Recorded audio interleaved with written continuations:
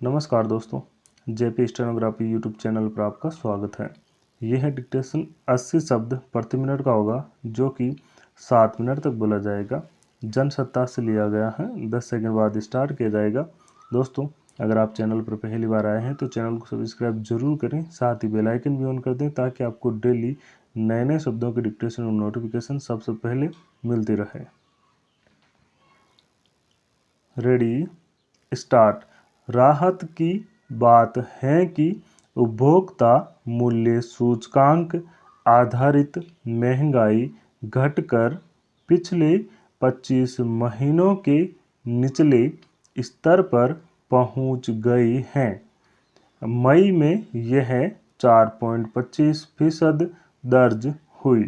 पिछले साल इसी अवधि में यह 7.04% पर थी।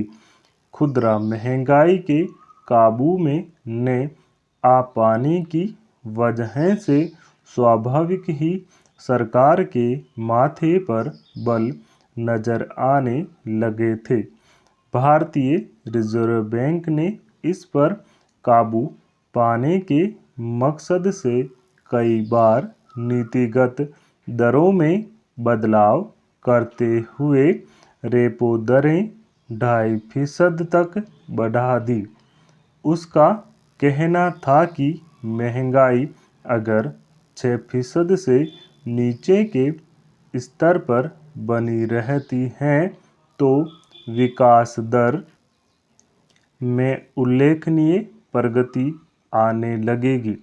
इस लिहाज से रिजर्व बैंक के लिए भी राहत की बात है, क्योंकि अब उस पर मौद्रिक नीति में बदलाव का मनोवैज्ञानिक दबाव नहीं रहेगा। हालांकि पिछले महीने भी जब खुदरा महंगाई दर में उल्लेखनीय गिरावट दर्ज हुई थी तो औद्योगिक परिसंघ के कुछ लोगों की अपेक्षा थी कि रिजर्व बैंक रेपो दरों में कटौती करेगा, मगर उसने दृढ़तापूर्वक कह दिया कि किसी भी तरह का जोखिम मोल लेना अभी उचित नहीं कहा जा सकता, क्योंकि कुछ ही क्षेत्रों में कमी दर्ज हुई थी। कई क्षेत्रों में महंगाई की दर ऊपर का रुख बनाए हुई थी। ताज़ा आंकड़ों में भी खाद्य और ईंधन उत्पादों की कीमतों में नरमी की वजह से महंगाई दर में कमी दर्ज हुई है। उसमें भी उपभोक्ता वस्तुओं की कीमतों में काफ़ी कमी आई है।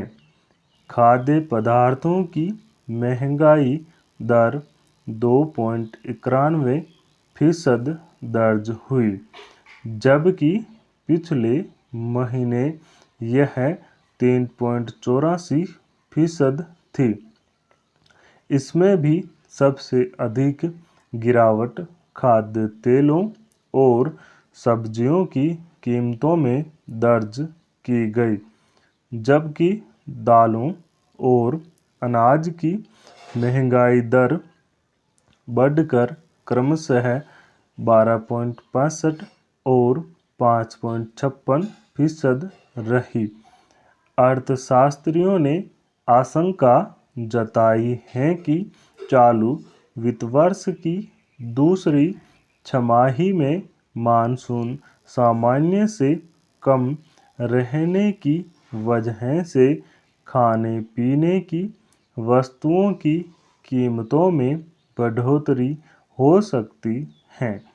इससे जाहिर है कि फिलहाल रिजर्व बैंक के लिए जरूरी कुछ राहत की बात है, मगर उसे लगातार महंगाई पर नज़र रखनी पड़ेगी।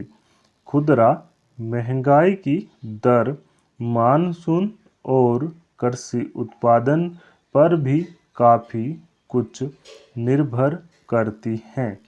इसलिए इसमें मौसमी प्रभावों को स्थायी समाधान नहीं माना जाता। महंगाई का रिश्ता औद्योगिक उत्पादन और रोजगार के अवसरों से भी जुड़ा होता है, मगर महंगाई के आंकड़ों के साथ ही औद्योगिक उत्पादन का जो आंकड़ा आया है वह निराश करने वाला ही है।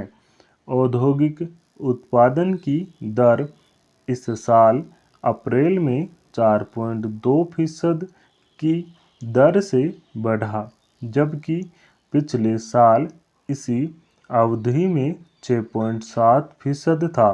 विनिर्माण, खनन और बिजली उत्पादन का प्रदर्शन घटा है। कोरोना काल में बंदी की वजह से औद्योगिक इकाइयों की स्थिति काफ़ी डावाडोल हो गई थी, मगर फिर जब उसने गति पकड़ी तो उम्मीद की जा रही थी कि वह तेजी से आगे बढ़ेगी, मगर ऐसा हो न सका। औद्योगिक उत्पादन न बढ़ने का असर सीधा नए रोजगार के सृजन पर पड़ता है।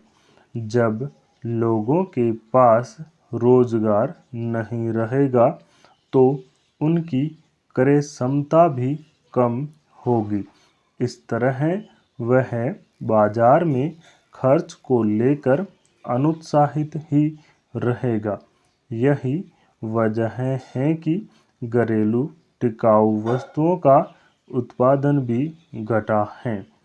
ऐसे में अगर सब्जियों और कच्चे कृषि उत्पाद की कीमतें घटने से महंगाई पर काबू नज़र आता है तो इसे लेकर बहुत उत्साहित होने की ज़रूरत नहीं। स्टॉप। दोस्तों, इस डिक्टेशन का पीडीएफ लिंक डिस्क्रिप्शन मौजूद है, आप वहां से जाकर डाउनलोड कर सकते हैं। साथ ही ये डिक्टेशन और इसका पीडीएफ व्हाट्सएप ग्रुप पर भी शेयर किया जाता है, जिसका लिंक डिस्क्रिप्शन मौजूद है, आप ज्वाइन कर सकते हैं। दोस्तों, अगर डिक्टेशन अच्छा लगे, पसंद आए तो लाइक शेयर कमेंट जरूर करें। चैनल को सब्सक्राइब करना ना भूलें। Thank you.